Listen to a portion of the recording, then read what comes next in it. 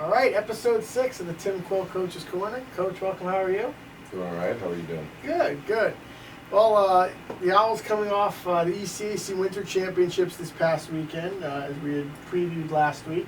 Men finished 4th overall, women finished 8th. Coach, let's start off with that meet. Give us your takeaways from the weekend, good, bad, and indifferent. I think overall it was a good meet for us. Looking back, I think we posted 65, maybe 70% season best times. I know that we could have made it a lot easier on ourselves if we decided to rest, shave, and taper like most of the other teams. But we always try to make our lives a little bit more difficult around here, which obviously presents its own set of challenges.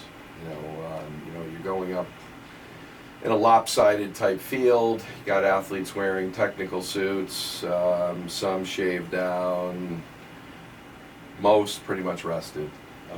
Our team was not in that situation, so I thought we did pretty well under the circumstances. Walking out of there with not everybody performed very well, but you're never going to have 100%. But I think 65, 70% doing season best times in one or more individual events is not a bad weekend. I know you just answered part of the question, but with all of what you just said, the fact that it is a multi-divisional meet, but also a lot of Division Ones is part of it, all coming in on different time frames and schedules.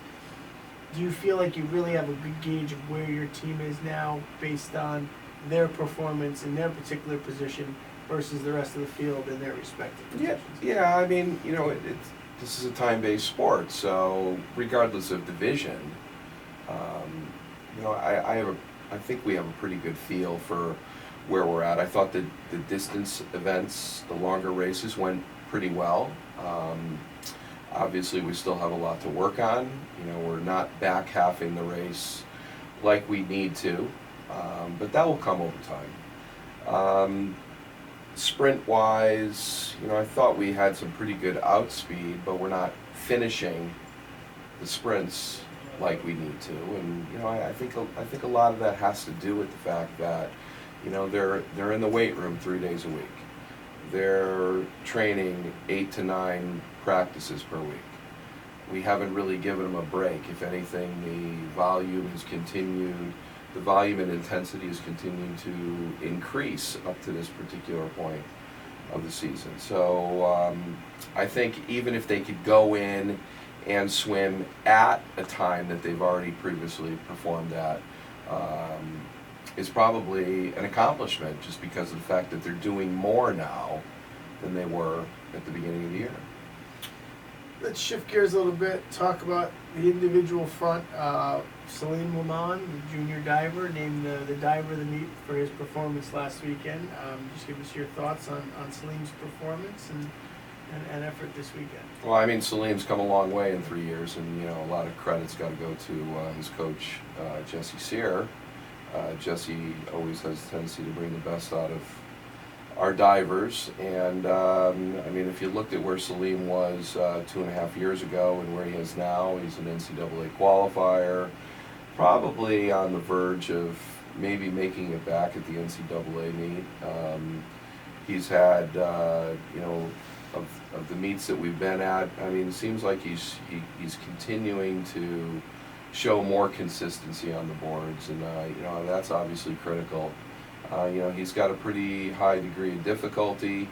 I think Coach Sear is probably working on a little bit more of the finesse and trying to clean things up a little bit more because that's ultimately how he will be judged at the end of the season. But I think it was a great weekend for Salim and for Coach Sear. Coach, last question for you as you get ready for Yale coming here tomorrow for a 4 p.m. meet. This has become pretty much an annual tradition facing Yale.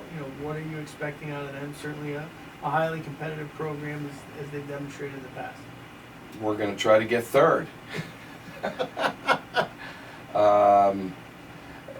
Listen, Yale is a deep program. You know, the entire Ivy League is pretty deep, for that matter. You know, they've had some national qualifiers. Their women's program almost won Ivies last year. Their men's program has continued to improve under Tim Wise, by the way, an alumni of Southern Connecticut.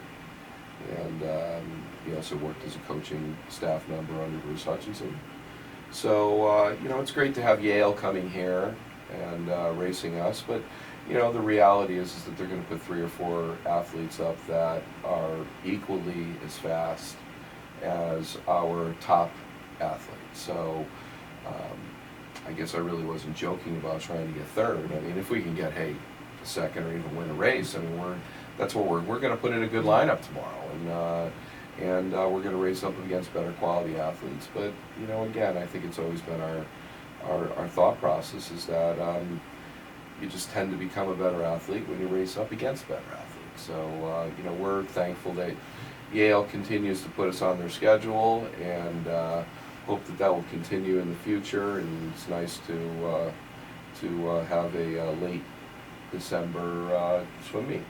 Keep us going. All right, Coach. Good luck tomorrow. Thanks. Thanks for the time as always. Thank you for tuning in. Have a great week, everybody.